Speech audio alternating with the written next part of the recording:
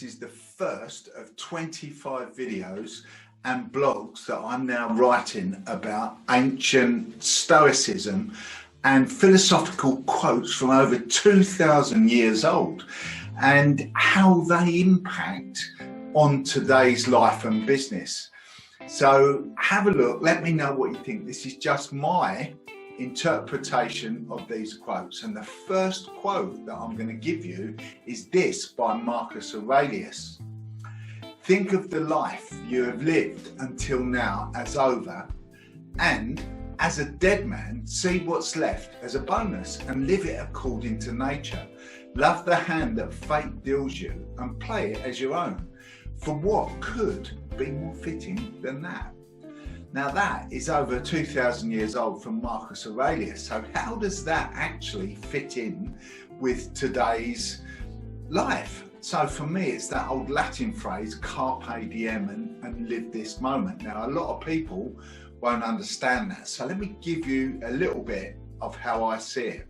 So whether you believe that you are a product of nature or nurture or a combination of both, we are an amass of everything that we've learned in our life. And what we do, we tend to rush into thinking about what may happen in the future or what has happened in the past.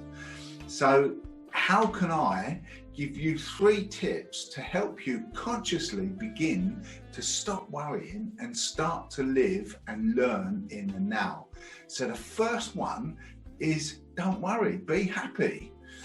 Now that might be easier said than done, but the trick is to focus on the solution and not the problem. And if you don't know how to do that and you don't know what to do, then ask somebody that does, because all you're doing by focusing on the problem is taking away this moment. The second bit is find out what's stopping you from living in the moment. It could be a number of things, but focusing on the now and looking at what are your fears that are stopping you move forward is the first step to actually put all of the stuff behind you and all those worries and live in the now. The next thing is about practicing mindfulness.